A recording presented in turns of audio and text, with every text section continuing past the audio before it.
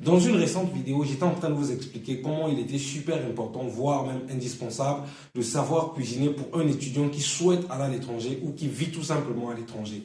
Aujourd'hui, trêve de bavardage, nous allons passer à l'action parce que c'est bien de pouvoir prêcher, c'est bien de donner des exemples, c'est bien d'exhorter les gens, mais c'est encore mieux lorsque vous-même vous prêchez par l'exemple. Donc, reste jusqu'à la fin de cette vidéo parce que vous allez voir, vous allez vivre une expérience inédite sur cette chaîne. Générique.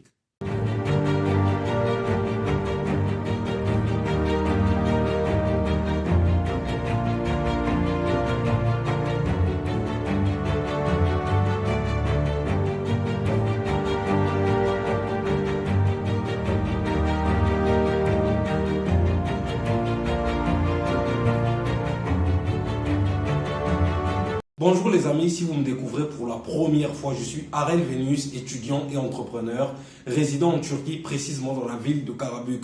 Je suis également fondateur de Venus Global Academy, qui est une structure qui vous accompagne, vous assiste et vous oriente également dans vos démarches d'études à l'étranger. Nous sommes désormais en partenariat avec Begu Corporation, qui est une structure qui vous assiste et vous oriente également dans vos démarches d'études à l'étranger, notamment en France, en Grande-Bretagne, en Allemagne, en Australie et au Canada. Donc, pour celles et ceux qui veulent parfaire leurs études à l'étranger dans les pays précités, n'hésitez surtout pas de me contacter à travers mon numéro WhatsApp que vous trouverez dans la description de cette vidéo, mais également à travers le website de Begu Corporation que vous trouverez toujours dans la description de cette vidéo. Et pour tous les étudiants qui souhaitent venir ici en Turquie, j'ai conçu un cadeau pour vous qui s'intitule « Les 5 bonnes raisons d'étudier en Turquie ». C'est un document PDF que vous pouvez d'ailleurs lire en maximum 5 minutes pour vous permettre d'avoir de plus amples informations sur la Turquie, notamment le coût de la vie, le coût des études, le coût du loyer et toute autre information relative à la Turquie. Donc, n'hésitez surtout pas à me contacter, je vais vous l'envoyer gratuitement.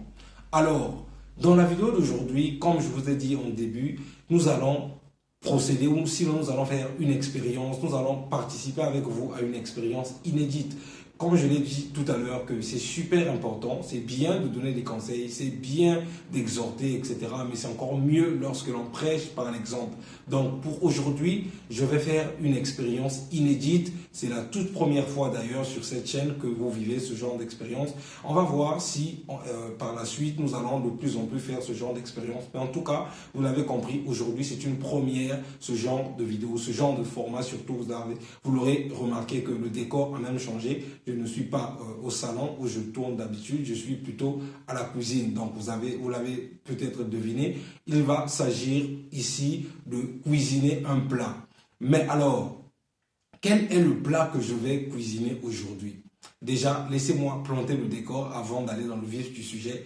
C'est un plat qui est vraiment un classique culinaire de chez moi, du Congo-Brazzaville, mais également du Congo-Kinshasa, parce que les deux Congos ont ce plat en commun. C'est un classique culinaire des Congolais, que ce soit nous qui sommes du Congo-Brazzaville ou nos frères de la RDC, donc du Congo-Kinshasa. Donc vous l'avez compris, c'est un classique, encore une fois, des plats des Congolais, allais-je dire.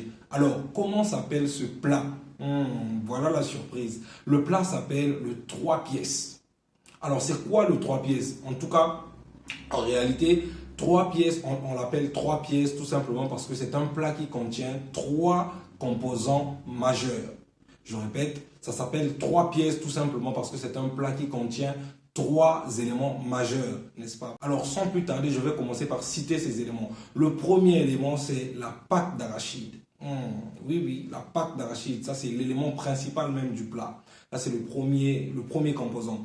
Et le second élément, c'est la viande que vous allez mettre dans ce plat. Donc, ça dépend. Vous pouvez mettre du poulet, vous pouvez mettre de la viande, vous pouvez mettre de la viande de chasse, vous pouvez mettre du poulet fumé, vous pouvez même mettre du poisson fumé, vous pouvez même mettre du poisson salé, etc., etc. Donc, en fonction de votre choix, en fonction de votre goût. Mais moi, pour ce soir, je vais mettre du poulet parce que c'est beaucoup plus simple pour moi d'en trouver. Donc, le troisième élément, ou sinon le troisième composant important de ce plat, c'est ce qu'on appelle le coco ou le fumbu. Alors, en français, ça s'appelle des feuilles sauvages qui sont coupées de façon très fine et qui sont lavées à l'eau tiède et mélangé et mixé dans le plat. Donc, chez nous, ça s'appelle le coco ou encore le fumbu. Mais en français, ça s'appelle des feuilles sauvages. Donc, c'est une espèce de feuilles sauvages qui sont coupées de façon très fine et qui sont mixées dans le plat. Donc, voilà les 3 composants majeurs. Mais malheureusement, je n'ai pas avec moi le 3e élément, c'est-à-dire ces feuilles sauvages-là. Donc, à défaut des feuilles sauvages, parfois vous pouvez utiliser d'autres légumes, que ce soit des épinards ou un autre type de légumes. Mais malheureusement, je n'ai pas de légumes, je n'ai pas pu trouver des légumes pour pouvoir remplacer ce 3e composant. Mais vous pouvez toujours faire votre 3 pièces, même lorsque vous n'avez pas le 3e élément. Donc, voilà un peu ce qui est mon cas de ce soir. Mais vous l'aurez compris, les 3 principaux composants de ce plat qu'on appelle de 3 pièces, vous avez la pâte d'arachide, vous avez le poisson ou sinon la viande que vous allez mettre à l'intérieur. Et ensuite, vous avez les feuilles sauvages qu'on appelle le coco, le fumbu. Voilà un peu les 3 principaux composants. Maintenant, pour les ingrédients, c'est à vous de faire votre choix. Vous pouvez mettre de la tomate fraîche, vous pouvez mettre des oignons, de l'ail, de l'huile, vous pouvez mettre des feuilles de laurier, certains mettent même des cubes, etc., etc. Mais moi, je cuisine très simple, surtout en termes d'ingrédients. Vous allez le voir d'ailleurs tout à l'heure. Donc, restez scotché, ne bougez surtout pas. Maintenant, pour ce qui est des compléments, généralement, le complément le plus prisé ou sinon le complément qui est beaucoup plus utilisé ou beaucoup plus apprécié lorsqu'on cuisine ce genre de plat, c'est le manioc. Parce que vous savez, hein, le manioc, c'est l'aliment de base chez les Congolais. Donc, le manioc, c'est l'aliment ou sinon le complément principal avec lequel on mange ce genre de plat. Mais pas que, vous pouvez également utiliser le foufou ou encore du riz. Pour ce qui est de mon cas, ce soir, je vais utiliser le riz parce que c'est encore une fois beaucoup plus facile, beaucoup plus simple pour moi d'en trouver, voire même du pain aussi, vous pouvez manger ce plat avec du pain. Trêve de bavardage, j'ai assez parlé, je vous ai déjà planté le décor, on va maintenant passer aux choses sérieuses. On passe là. C'est parti. Alors voilà, comme je vous ai dit tout à l'heure, que nous allons passer aux choses sérieuses. Là, nous sommes vraiment dans le vif du sujet. Alors là, vous avez des ingrédients. Moi, je cuisine avec des ingrédients assez simples. Hein. Donc là, j'ai le poivron. Je pense que 3 poivrons suffiront. La tomate, je pense que 4 tomates suffiront. Et là, j'ai une boule d'oignon. Je crois que les 3 ingrédients suffiront pour pouvoir cuisiner mon plat. Et là, vous avez du poulet. Donc, avant même de commencer par couper mes ingrédients, je commence d'abord par laver le poulet et ensuite mettre dans la marmite pendant que je serai en train de couper, de nettoyer la tomate et le poivron, etc.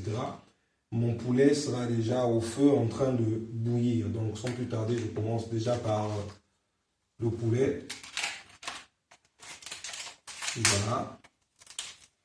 Et c'est en même temps un tutoriel. Hein. C'est vrai que c'est un nouveau format de vidéo. Je tenais vraiment à passer en phase pratique, comme je l'ai dit au début, mais c'est également un tuto qui permet aux uns et aux autres de pouvoir apprendre. Hein. Je vais laver mon poulet. Ensuite, je vais le mettre dans la marmite. Et pendant que je serai en train de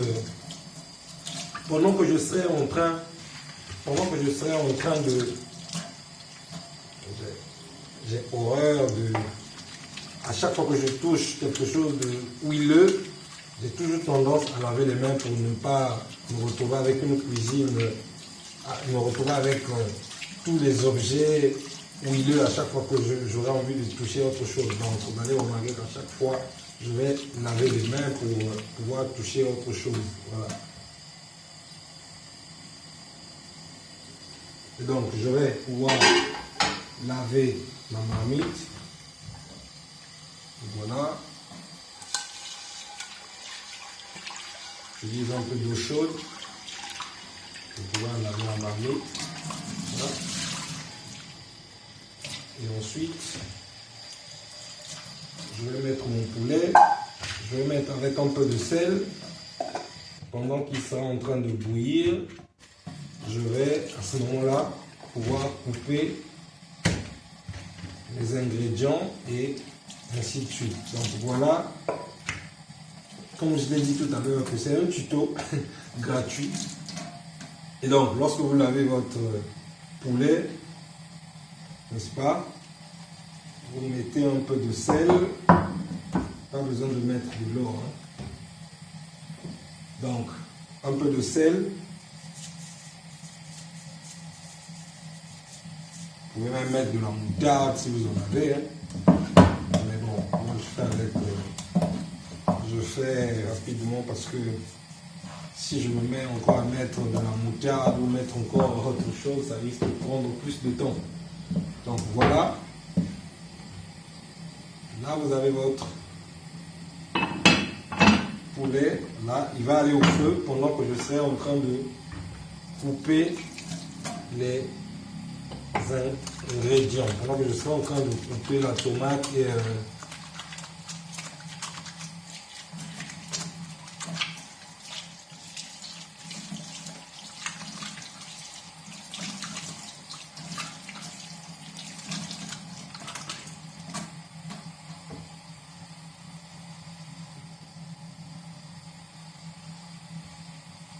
voilà, donc là, je vais pouvoir allumer.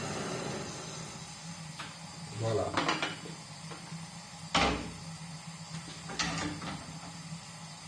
Je bouillis le poulet, pourquoi? Parce qu'après, je vais le frire. Je vais faire une petite friture rapide du poulet. Donc voilà pourquoi je dois d'abord le bouillir avant de pouvoir faire les fritures. Voilà.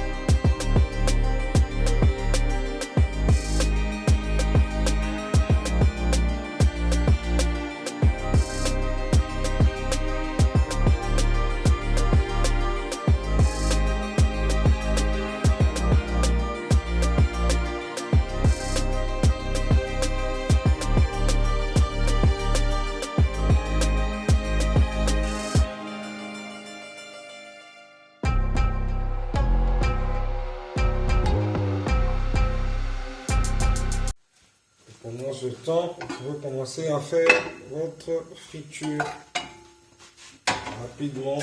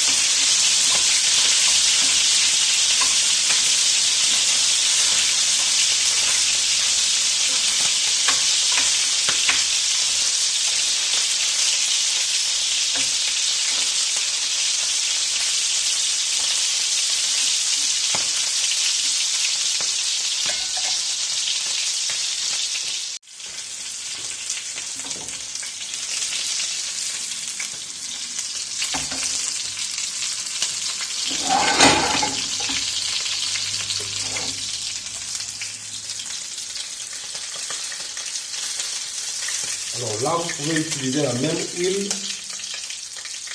Voilà, c'est économique, hein, c'est économique. Au lieu de tout le temps gaspiller d'huile. La même huile avec laquelle vous avez fait votre friture, vous pouvez l'utiliser pour faire votre sauce avec votre pâte d'arachide et tout ce qui s'ensuit. Voilà. Ça, c'est une étape assez importante maintenant. Et là, les ingrédients que nous avions coupés tout à l'heure, voici venu le temps de pouvoir les utiliser. Voyez-vous.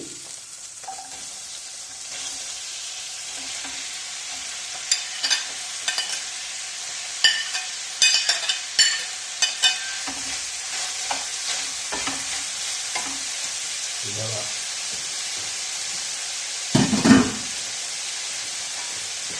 Et là, nous allons pouvoir mettre du sel. On met du sel. Et ensuite, on va mettre notre fameuse pâte d'arachide.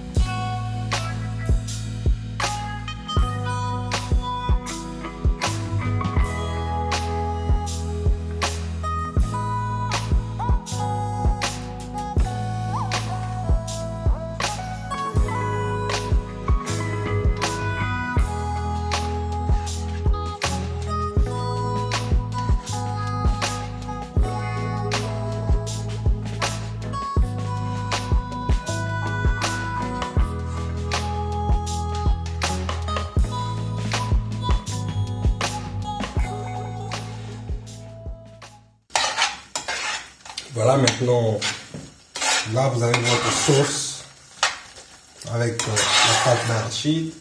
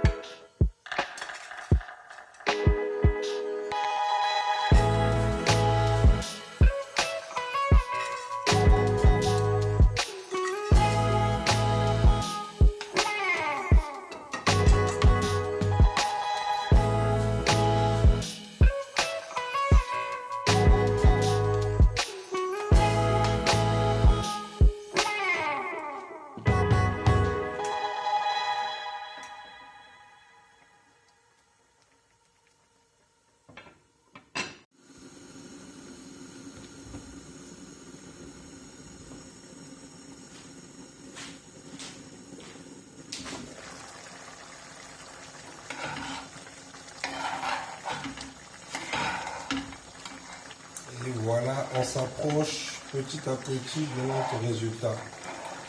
Bon, d'autres préfèrent avoir un peu plus de soupe. Par contre, certaines personnes préfèrent lorsque ça devient vraiment concentré.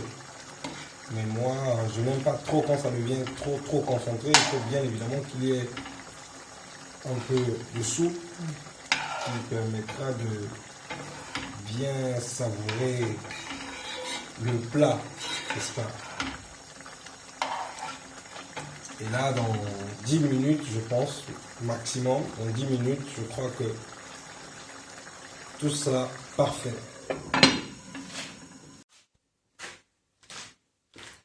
Alors, après un peu plus d'1h30 du temps passé à la cuisine, nous voici maintenant à notre résultat final. Donc, comme vous pouvez le constater, voilà.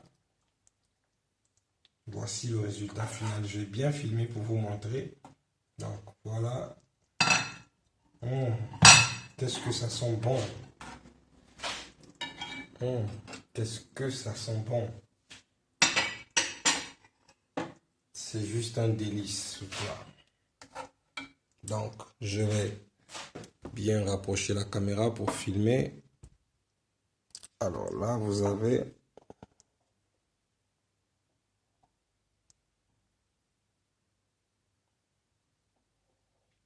la sauce. Et là, vous avez le riz qui est également fin prêt. Donc, voilà. Donc, comme je disais tout à l'heure, après un peu plus d'1h30 de cuisson, nous voici arrivés au terme de notre 3 pièces. Voilà un peu à quoi ça ressemble. Voilà. Alors, voici pour vous le 3 pièces au complet. Vous avez d'un côté le riz et de l'autre votre 3 pièces. Alors là, il ne me reste plus qu'à pouvoir déguster mon délicieux plat. Et j'espère que la vidéo vous a plu parce que c'est un format différent, n'est-ce pas? Et encore une fois, j'espère que vous allez pouvoir enjoy cette vidéo et vous allez peut-être pouvoir, pourquoi pas, essayer de reproduire le même plat chez vous. Ce n'est pas du tout difficile. Il suffit tout simplement d'être un peu concentré et vous aurez un résultat plus que satisfaisant. Donc, voilà. Alors, si vous avez aimé la vidéo, n'hésitez surtout pas à liker, commenter, partager parce que, encore une fois, mon objectif, c'est de pouvoir édifier au moins une personne à chacune de mes vidéos. Donc, si ce contenu instructif vous édifie, alors pourquoi ne pas le partager avec vos amis, avec vos proches, etc., etc. Et puis, n'oubliez pas, au moment où je tourne cette vidéo, nous sommes déjà au nombre de 750 abonnés. Donc, il ne nous reste plus que 250 abonnés pour atteindre la symbolique barre des 1000 abonnés. Donc, je compte sur toi pour pouvoir relever ce challenge, ce défi. Quant à moi, je te dis bye bye. On se retrouve dans une prochaine vidéo.